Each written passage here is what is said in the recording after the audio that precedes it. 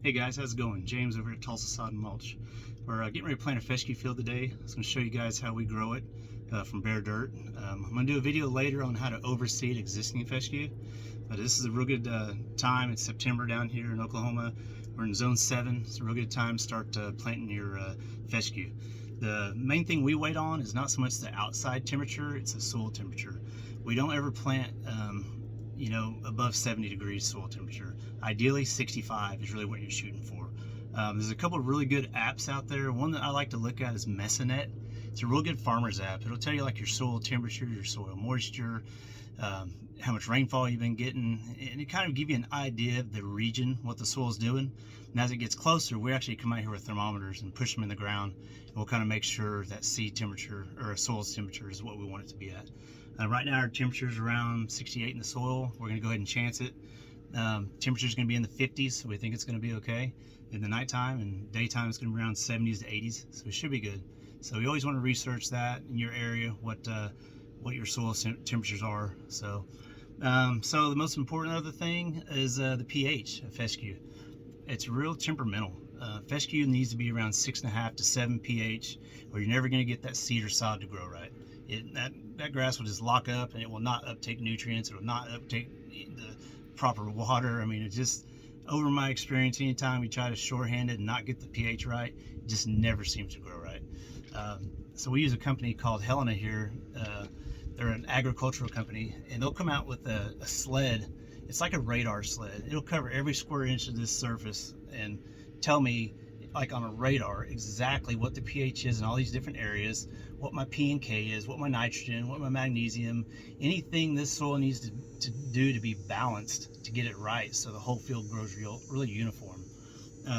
What's really cool is after they get those charts, they can load their fertilizer truck with my program, and that truck goes along. It's only going to throw out the lime or the P or the K or the nitrogen that I need in that certain area.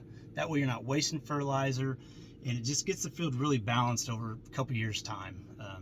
For a homeowner end user, I recommend going to OSU, go to the extension office, take them some soil samples of your front yard, your side yard, your backyard, your other side yard, put it in a Ziploc bag, label it. That way you know what to treat each of those areas. I can't tell you how many times I've done projects where the front yard was absolutely perfect, the backyard was just horrible, or maybe the side yard was good, vice versa. So no sense in treating areas that don't need it or overdoing it. Get those soil samples for around the house, all in different sections. So this field here, after we got our soil samples, we'll come in and rip these fields up for compaction. You drive over these fields, you mow these fields all the time, you're constantly fertilizing, you're constantly spraying. Everywhere you drive these tractors, equipment, trucks, whatever it is, packs that soil. Every time that soil gets real packed, it's not going to grow roots. It's like growing roots through concrete or through asphalt. It's just not the ideal way to do it. So every time we plant a new field, or the end of the season, or the beginning of the next season, we'll rip this ground up 1.5 to 2 foot with a chisel, we call it. After a chisel, we'll come in with a disc. We'll break up the clods even smaller. Then after that, we bring in a rototiller. And that rototiller make them big clods almost down to dirt, where it's workable. So then I can run some land levelers or some box blades through here. Getting a field level in a sod field is so important. I just can't stress enough. Not so much on the end user, but on a sod field, it's got to be like a pool table. So we'll grade these fields multiple directions. I might grade this field in 5 different directions, and then I'll make the last pass the direction I'm going to be actually seeding the field. So once we get these fields nice and level, we'll come in here and we'll seed it. We run about 400 pounds per the acre on these fields from bare dirt in the direct sun. And what I'll do is I'll run my first pass north and south, and I'll put down 200 pounds per acre. And I'll use it all on GPS, so it's nice, perfect straight runs, exactly. Then I'll come on my second pass, and I'll run it at like a 45-degree angle, maybe a 30-degree angle, just to go crossways to fill in any areas. It's more like a grid. It just comes in really better when you have 2 multiple passes of the seed coming up. I've practiced with it different directions. It really doesn't matter which way, as long as you're getting it in 2 directions. When you're overseeding houses, it's the same too. But like I say, I'm going to do a video on how to overseed a house also. So after we seed these fields, we'll run a big roller on top of it. I mean, a big roller. It's probably 5,000-6,000 pound roller. And what that does is also get the field level, but then it kind of pushes the seed down just a little bit under the ground. We only want that seed going about 1/4 inch below the surface. You don't want it really deep or it won't come up, or it'll get rot from it. It just seems like the about 1/4 inch is about what we have the best success when we plant these fields. So after we spread our seed out in multiple directions, we'll run a netting on top of this field netting. It's about 20 foot wide. We run it across the whole acreage, and we actually put it in the ground with corn dog sticks. This field right here, I have about 25,000 corn dog sticks in it that we manually have to put in the ground. And what that does is keep the net from flying away in the wind.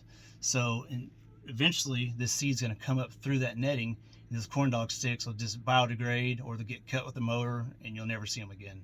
So that's kind of how we do it here. If you didn't have that netting, it would never make a roll of sod. It just fall apart on the conveyor belt. Bermuda grass grows like a spider web, and it's got real tensile strength, whereas fescue kind of just grows straight up, so it just fall apart. So that's why the sod farm, we have to use the netting. So after we put our netting down, we wait till we get about probably I'd say 2 to 3 inches of growth, sporadic, and we hit it with fertilizer. We kind of wait till the plant gets a little taller before we want to, or stronger really, before we want to drive a bunch of equipment on it. So we'll hit it again with fertilizer, and there again, based off our soil samples, we'll see what kind of our next round of fertilizer is. I don't recommend mowing the fescue fields until the whole field is covered. It kind of gets like a wild haircut. It might get 5 inches tall before we finally mow it. When you mow this fescue or any grass, you never want to take more than 1/3 of the leaf off for that first cut. So if this field's 5-6 inches tall, my first cut, I might go in there and only cut like 1 inch, 1.25 inches off. Wait a couple days and I'll go mow like maybe 1/2 inch. You work it down to the height you want it. We always cut our fescue at 3 inches tall. Rarely do we go below that. That seems to be our kind of magic number. So we'll walk through this field. We got about half of it planted right now. I'll kind of show you what it looks like before we roll it, show you the planter put in the ground, and then I'll do some more videos later and show you the end product. So kind of show you what we got going here. If you guys have any questions, you can always call us anytime, or reach us on the web, tulsasod.com. I'll show you this netting. So this tractor here has got the netting I was talking about.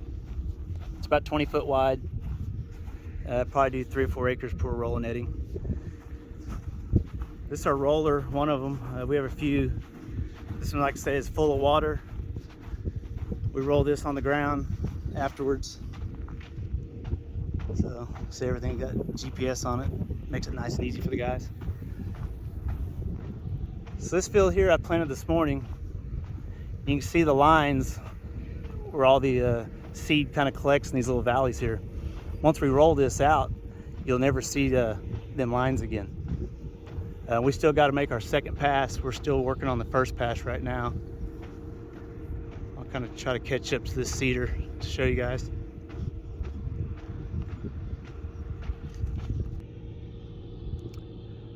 Catching up to my guy seeding here. So this morning this gentleman was harvesting sod, then he was mowing sod, now he's planting seed. On the farm world, there's really no set one position. We all hop in and do whatever needs done. That's one of my real good guys. His name is Toko. Really good guy. He'll come by here, I'll show you what it looks like on this cedar. Kind of see on the ground here, real even seed. It's really, really important to have the seed even so it grows in nice and even. This planter we use is called a turf drill. And he's about to come by me and I'll show you.